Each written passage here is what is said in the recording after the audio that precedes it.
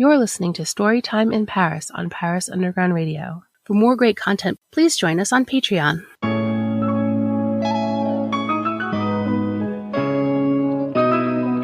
Since well before Victor Hugo first looked at Notre Dame and thought, what if a hunchback lived in there? Writers have been inspired by Paris.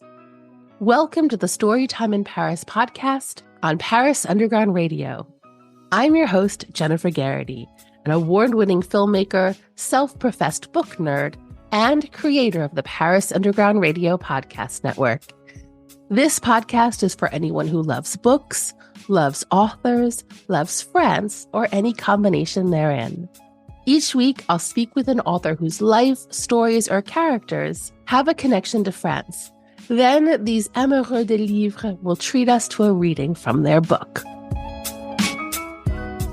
My guest this week is award-winning author Katrina Kell. Katrina won an Australian Society of Authors Award mentorship for Chloé, which was released earlier this year. Chloé is an historical novel inspired by the painting of the same name by Jules Lefebvre in 1875, which now lives in the bar of the Yonge and Jackson Hotel in Melbourne. In her novel, Katrina explores the life of the woman who posed for the painting and the mystery behind her supposed death. Without further ado, please allow me to introduce Katrina Kell, author of Chloé. Hello, Katrina. Thank you so much for joining me today. Hi, Jennifer. It's an absolute delight. So thank you so much for inviting me onto Storytime in Paris. Can you start by telling us a little bit about who you are and what you do? Yes, well, I'm obviously a writer. I'm also an academic. I say that fairly loosely at the moment because most of my academic research is focused on creative writing research and obviously historical fiction as well. I'm very much interested in women's stories, particularly stories that have been lost to history.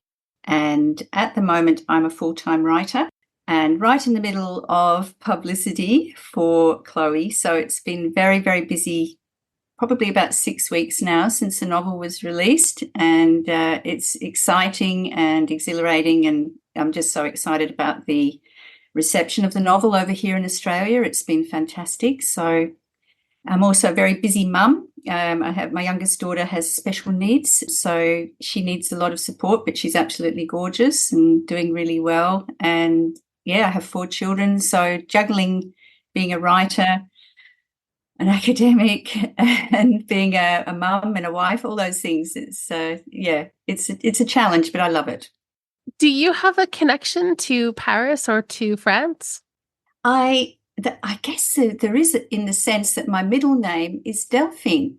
And even though there's no recent ancestors who are French, both my mother is Chrysanthé, my sister is Chrysanthé, so I assume at some stage I've just had my DNA done, and there does appear to be some French heritage in me, which is probably where these names have come from. But yeah, I feel very drawn to Paris. When I actually came to Paris, it felt like home. It was quite an interesting experience for me because I returned to Scotland as well, where I was born, and I felt much more connected to France, interestingly. It just felt like home, partly because it's so beautiful, but no, it really did. It really felt like that. That's funny. I've had my DNA done. Well, my niece did, so I can extrapolate.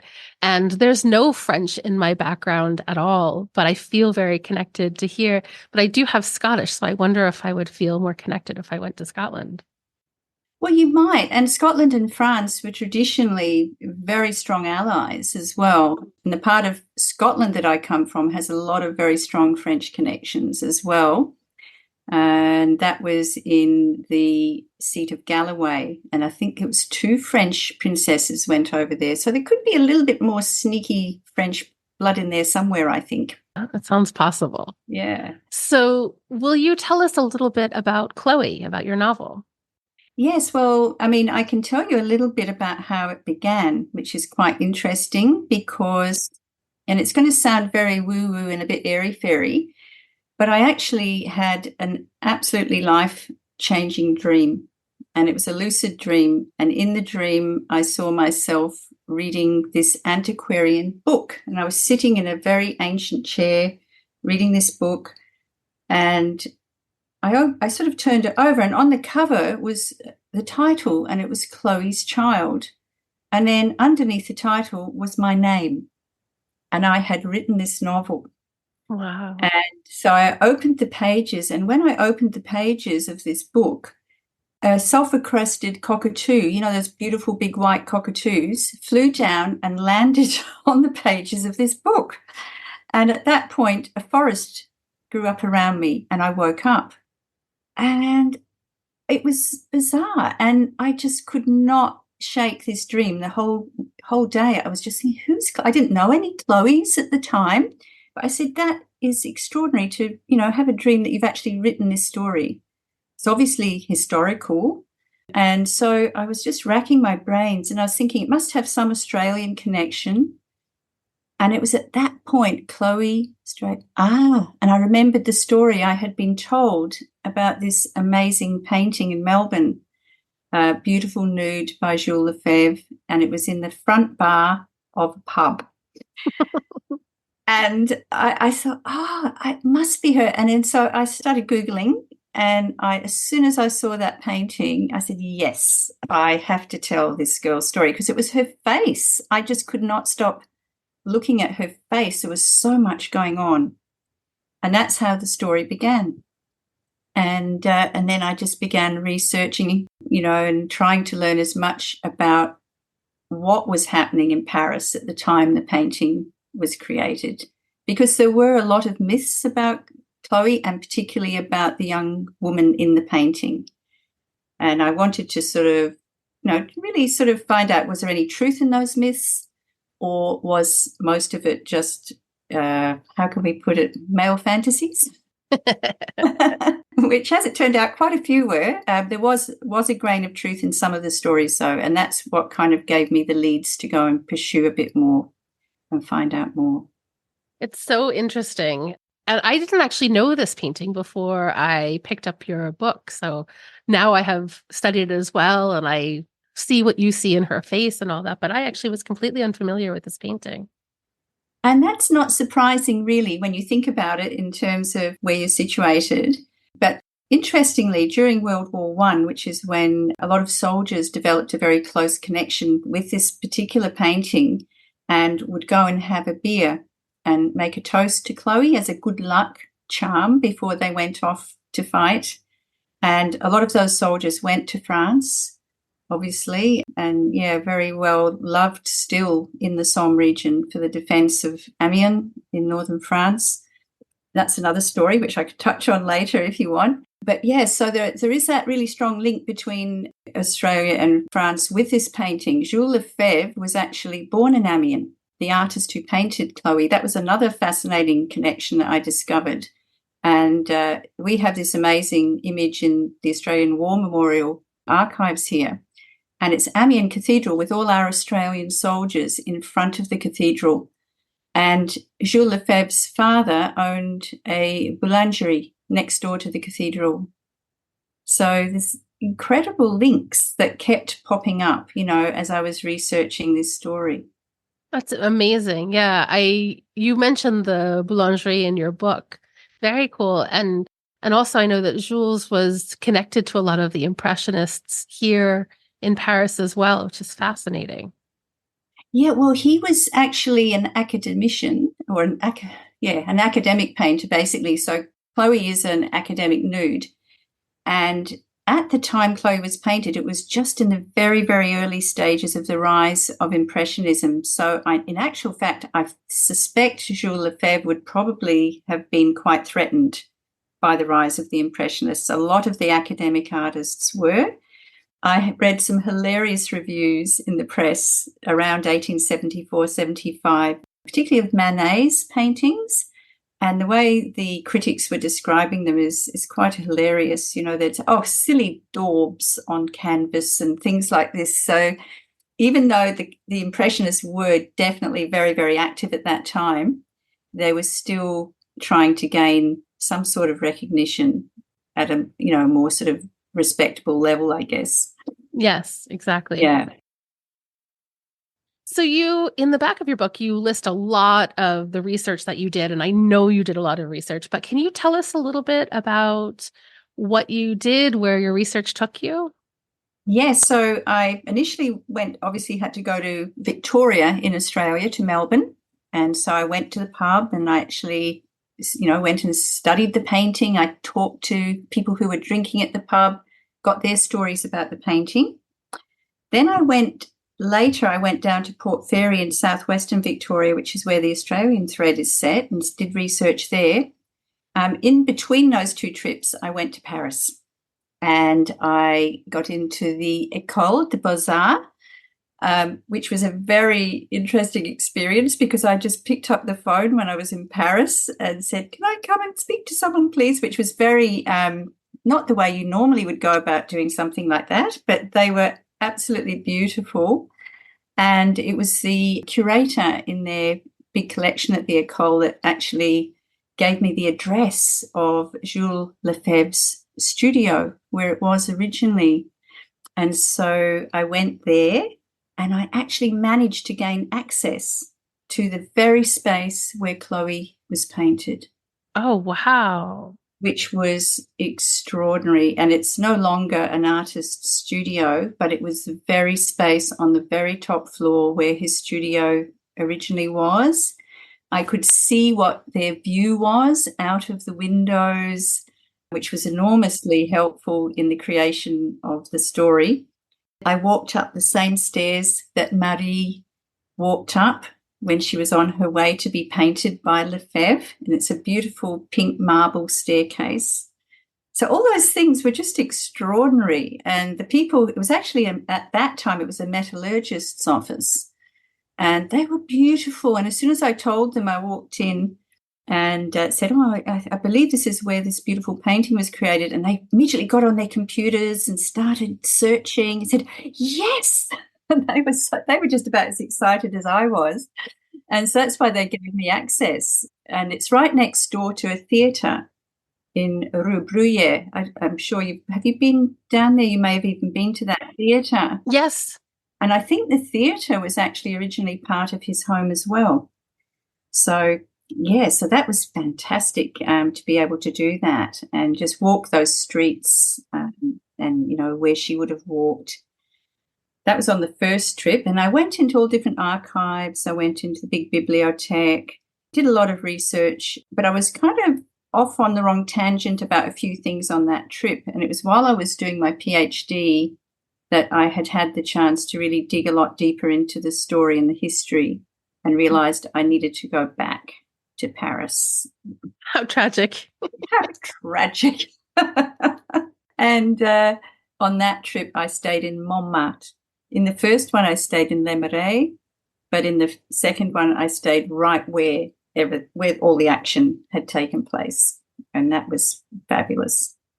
Did you take a drawing class, a life drawing class? While I was in Paris? At all? Because you write about it as though you've been to many and many of them. So I just wondered. I am an artist as well. So, I do paint. I've actually done a very alternative version of Chloé myself, where I'm weaving our very famous Ned Kelly link, sort of myth with Chloé, because they both arrived in Melbourne at the same time and both were hanged at the same time in very different ways. So I kind of incorporated that in my painting, which is huge, by the way, and very strange. But so I do paint. I do quite a lot of art. So that helped. And I did study art. Yes. I wondered as I was reading, I was like, there's a lot of detail. It seems like you've probably been to many of these classes, and that makes sense. Yeah, I think it's we come from quite a family of artists. There's a lot of people in my family who are, beautiful artists, actually, a lot better than I am, but I do my best. Does French culture sometimes leave you scratching your head? Well, you might enjoy listening to our sister podcast, Navigating the French, hosted by journalist Emily Monaco. Each episode focuses on a different word in the French language, and Emily is joined by an expert who will help explore what that word says about French culture. Listen now to Navigating the French on ParisUndergroundRadio.com or wherever you listen to podcasts. We'll be right back with Storytime in Paris after a word from our sponsors. And now, back to Storytime in Paris. So this story has two timelines. We have one in the 1870s, which focuses on Marie, and then one in the 1910s, which is centered around an Australian family. That's right. How did you decide on these dual timelines, and did you ever consider writing it linearly? I did. So the reason I decided on the two timelines was because I really wanted to share that incredible story that the soldiers have and have had through many decades, and still to this day on Anzac Day there will still be veterans who go to Young and Jackson's to have a beer with Chloé. And Chloé's had an incredible effect on Australian people, and particularly in Melbourne. And so I thought I can't really write this story without acknowledging and really digging deeper into that particular aspect of the painting's power. And it is that power that the painting has. And if you see it in situ, you get a real sense of that. It's quite extraordinary, actually. So that was why I thought that was really important, and particularly with the link with the artist to the very place where those soldiers fought during World War I. And so I went to Villa-Bretonneux as well, because they have the French-Australian school there. I'm not sure if that's the exact title, but it's this beautiful school that is just completely dedicated to the Australians' service in France and what they did to help defend that part of the country. There's also streets called like Rue Kangaroo, which is really hilarious. All these sort of wonderful things. So that was a very important part of the story, and that linkage with France, and the fact that both stories very much focus on women in war and their experience in war. This story is really about the mystery about the woman behind the woman in the painting. Yes. How much information was there about Marie herself? Very little initially. Very little. I don't know if you've heard of the Irish writer George Moore, but you probably noticed there are some quotes from him in the novel. Some beautiful quotes, actually. George Moore wrote a memoir called Confessions of a Young Man, and in that memoir he mentions Marie, and he described her as Lefebvre's Chloé. So he's actually described her a little bit, and he actually sort of, in his anecdote about her, she did come across as quite spirited, and he did also give a clue to what may have happened to her. And that's where that story about, I don't know without giving away too many spoilers, but yeah, her ultimate fate, he actually described that. But he said he didn't know why it had happened, but some said it was love. But it was a question mark. So that was beautiful. I love a question mark. It was also a question mark, was this actually what happened, or was it perhaps just a bit of poetic license on Moore's part as well? And then when I was in Paris, I think it was the first time, that's right, first time I was working with the librarians at the Bibliothèque, and they actually found this amazing article by the American writer Lucy Hamilton Hooper, who is actually a small character in the novel. Amazing woman. She was just extraordinary. She was an expat from Philadelphia, and she was an art critic, and she would write her Paris column and have it published in America while she was living in Paris. And she had interviewed Jules Lefebvre, which will probably feel familiar to you. Mm-hmm. Yes. I read the novel. And in that interview, he revealed a different story, but with a similar ending. But the reasons he gave were very different. And he also hinted that, well, he didn't hint, he actually said she was in the hands of a gang of these, what he described as low Confederates. And that's when I realised, when I started doing my research, that's what the Versailles government and the troopers all referred to the communards as Confederates. So, because initially you would think, this was perhaps something to do with the American Civil War, but no, it wasn't. It was actually describing the Paris communards, and she had a link with with those people. It was a terribly dangerous time for a woman in Paris at that particular time in history.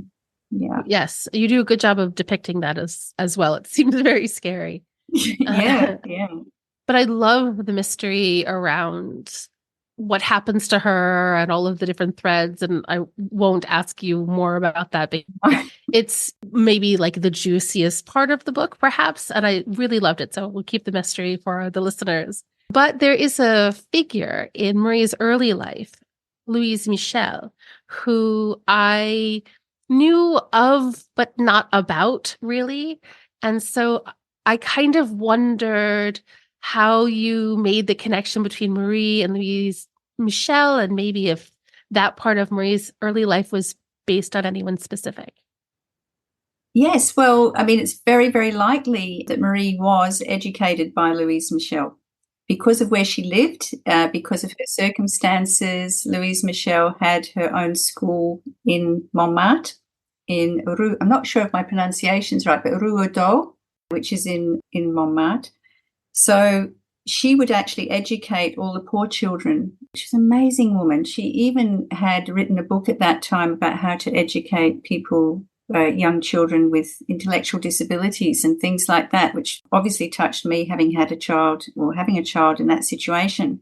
So that was nothing to me that didn't make sense. It made really good sense to have Louise Michel having been her teacher at that time. And also the fact that Louise Michel did get into a lot of strife because she was accused of having radicalized her students during this time of great trouble following the fall and the deposing of Napoleon III, and then the provisional government being installed, but instead of being the Republican government that the people had waited for and hoped for, was anything but.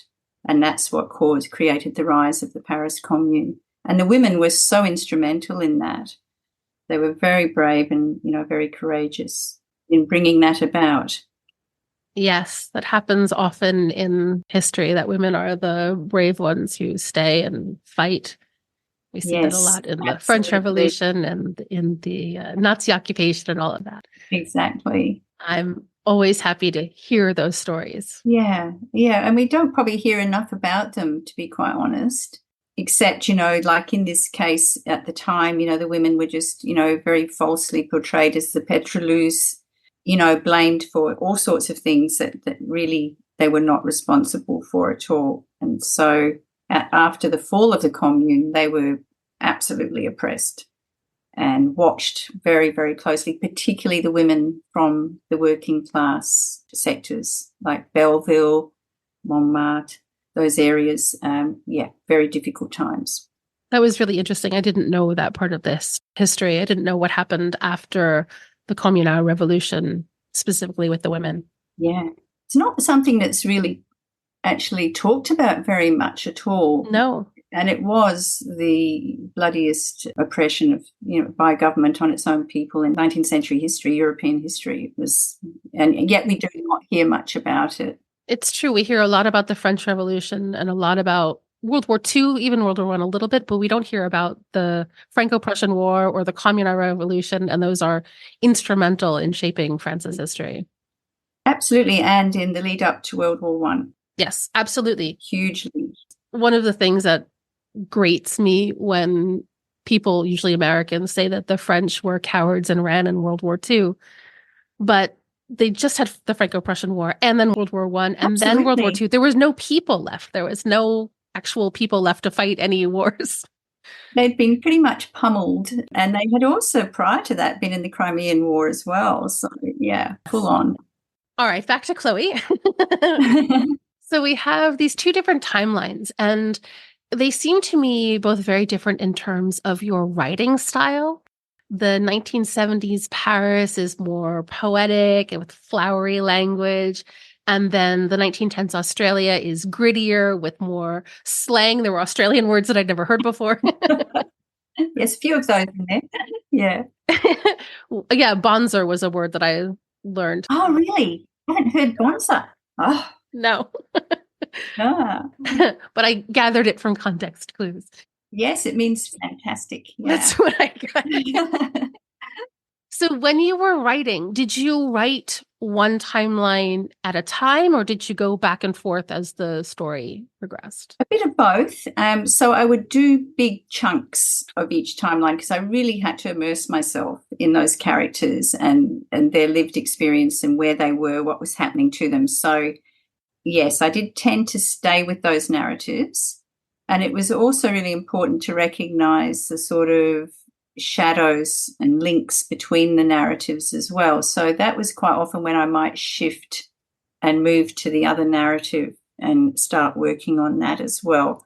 Certain sections were done in various order as well. So it wasn't like the whole process wasn't like, I'll start from the beginning and work to the end. It was just what happened to be really speaking to me at that particular time that I needed to deal with and really get that down on the page. And and so there is and I really wanted that distinction, I guess, as well, because so often you do read a novel where, there might be different settings, but you tend to get the same voice right through. And I was aware of the risk of doing that for some readers that might, be a challenge, these very different sort of context stories, everything like that. But hopefully the way I've done it, it sort of manages to merge in an effective way overall. Yeah, I mean, they're different time periods, but they're also very different places geographically and historically. So it does help, I think, ground and differentiate the two parts of the story just through the language. Yeah, that was very much the intention. And, there are some people who may struggle with the jargon and the Australian idiom. But I fought for that a bit. I actually really wanted that in there because I did so much research into how people were actually speaking at that time. And so it was just that peppering of that without overdoing it. I did initially get a bit carried away with that. And I think through some very wise advice from editors, say just a little of that will be lovely. But yeah, we don't want to sort of have poor readers who've got no idea. It's like a different language. Yes. If you're enjoying this podcast, you may also enjoy my podcast, City of Muses. Each week, I chat with contemporary artists and creatives to explore what inspires them, where their creativity comes from, and how Paris has helped or hindered their dreams come true. Check out City of Muses now, available wherever you listen to podcasts. We'll be right back with Storytime in Paris after a word from our sponsors. And now, back to Storytime in Paris. I also noticed you have a lot of fire imagery in the Paris part and a lot of water imagery in the Australian parts. Yeah, that's probably just completely subconscious and situational, I guess, as well. Yeah, because we are surrounded by water here. I actually live very close to the coast. I'm only 300 meters from the ocean. Oh, I'm so jealous. Yeah, it's beautiful. And yes, and obviously, most of the settings in France were nowhere near the ocean at all. So and I guess it really reflects the rage and the anger and the all those things that fire represents, I guess, particularly in the war scenes. Actually, I was doing a talk recently about Chloé, and the wonderful lady Leslie Reese, who was interviewing me, said she got the sense there was a lot of rage in this novel. I think that's possibly true, but yeah, I think quite justified. Rage on behalf of those characters, particularly the women. I was actually going to ask you something similar. Oh, really? Yes, there is rage. Yes, there's a lot of violence, and not only during war times, but during other times as well. And there are references to sexual assault. And I think often when we're thinking about a painting, specifically this beautiful painting, that we don't correlate those things together. So it was interesting to see how dark some of the parts would go. And I wondered if you ever worried about going too far with that. Probably. But I think that's where the real truth lies. If you have to go there. I think as a writer, as an artist, I think it's so important not to sort of just avoid that. You can't look at war, you can't look at women's experience in war without understanding there is, a very, very dark side. And also, looking at the time frames that this story is set in, particularly in Australia, what happened to the mother in that story was very much typical of what would happen to women in her situation. And it is dark and it is disturbing. But I think, if we don't go there, we're not telling the truth, I guess, if that makes sense. Yeah, I think it does. I had this conversation recently with another author about another book in a completely different time period, but I agree that there is a way in which whitewashing or romanticizing or using euphemisms can downplay how violent and traumatic an experience really was. And if that happens, then we may be doomed to repeat those experiences in the future. Yeah, exactly. Very much. I mean, we just have to read the news today, and sadly, not much has changed. It's still very much an issue. And I think that was one of the things that really struck me as I was digging into the history, for this novel, is just so many parallels with what we are seeing unfold today.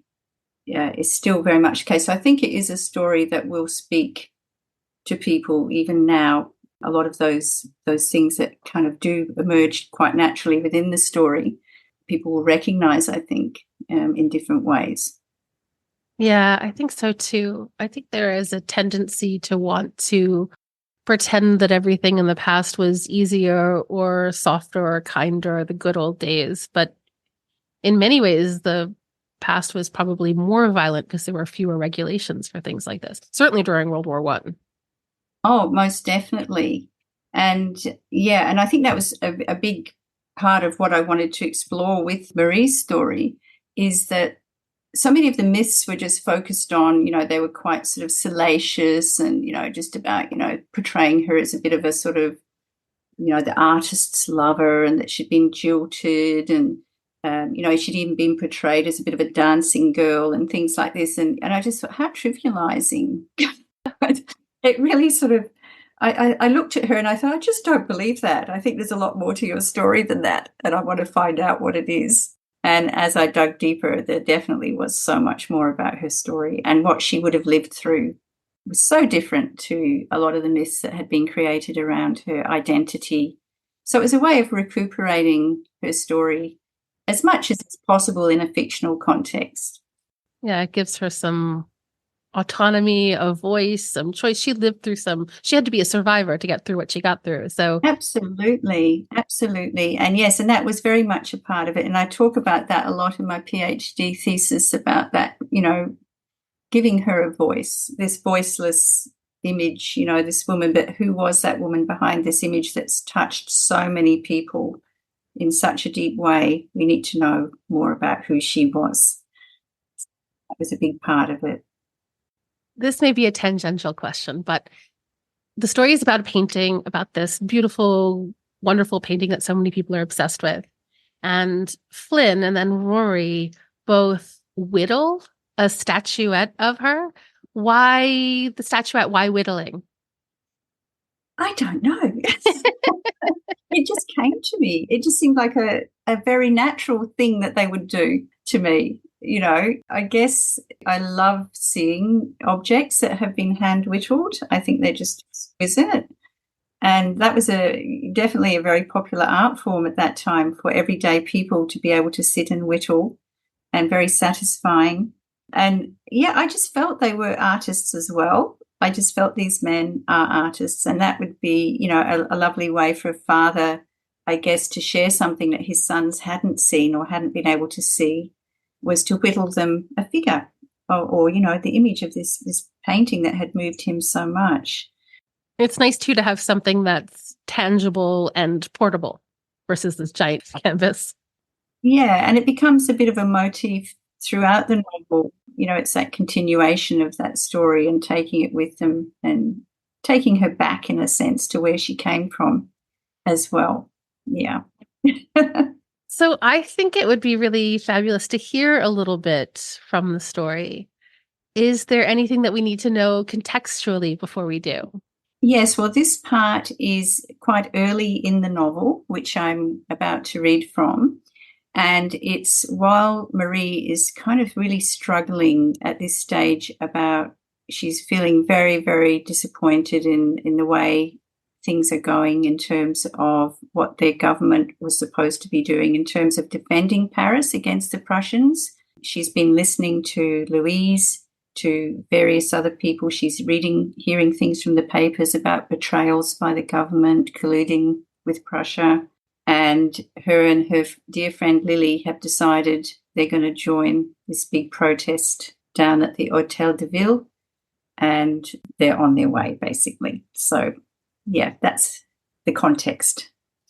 Cry of the people. The siege of Paris continues. She is running, forever running, muscles twisting in painful spasms. But still, Marie keeps running. She runs all day at Louise's asylum, between makeshift beds and vacant schoolrooms, only pausing to run her fingers through an orphan child's hair, before tempting them with watery gruel again. She runs home through the Paris streets to a mother she no longer recognizes, Noemi, who coughs up blood as she paints scenes of elephant slaughter and counts up the francs she is paid by Voisson's fat-bellied diners.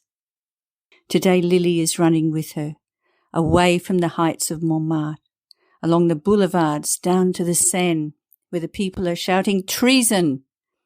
Ribbons trail from the girl's hair, red flames to match their anger, flicking their cheeks as they run around corners, past skeletal women, begging for rations, and carts carrying the corpses of children and fallen soldiers. They thumb their noses at government posters, proclaiming heroic victories, remnants of propaganda left dangling in shredded pieces, and they run to the Hôtel de Ville, fueled by hunger and the passion of youth, and the people's cries for the Paris Commune. Lily slumps against a wall, clutching the side of her ribs. Face is contorted with agony. That awful bread, we shouldn't eat it. Black poison, Marie agrees, puffing vaporous clouds in the air beside her. Breathe in, try to bend over. Doubling over at the waist, Lily sighs when the stitch slowly eases. She grips Marie's hand as they join the horde running before them. Shouts echo from the laneways and by-streets. Cries of lies and no surrender. But loudest of all are cries for La Commune. They reach the corner of Rue du Temple, but Marie balks when she sees the crowd shouting for justice in the City Hall forecourt. She believes what Louise has told her, that the Commune will care for the common people. But a battalion of armed Fedra is mingling with the protesters. These are the National Guardsmen she has seen marching through the streets of Montmartre. Lily tugs at her arm. Hurry! Let's join the others. We're here to fight for Paris. Yet again, Marie hesitates. Only that morning, she heard Louise talk of rumours on the street. France was about to surrender to the Prussians. Louise's voice was hoarse with anger. Trochu, our jackass leader, he should never have let it come to this. Marie's head throbs from too much thinking. But she has had enough of the hypocrisy. Zoo animals fattening wealthy bellies, while the poor starve to death in the faubourgs. So, have you had another premonitory dream? Is there another book in the works? Yes, not a dream this time. Well, it is a kind of a dream. It's a dream, it's one I'm very excited about. And it's another story that has a very strong link between Australia and France. So I'm going to be looking at the story of creating a novel around a very sort of interesting Australian artist called John Peter Russell. And he was an impressionist painter who lived on Belle-Île in Brittany, and his amazing wife, Mariana. And she was a favourite of Rodin's. She may even have been the model for Frémier's Jeanne d'Arc. It's an extraordinary story. He left Australia, went to Paris to study art, fell in love with Mariana, and then they went to live on Belle-Île, and they had this fascinating life. It's full of passion, tragedy, art, all the things I'm really excited about. So I won't say too much more, but it will involve definitely another trip to France, if not a few. Well, if you have to, you have to. Exactly.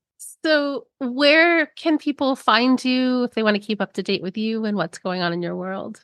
Well, they can find me on Instagram at Katie Kell 2019. I have my own website, katrinakell.com.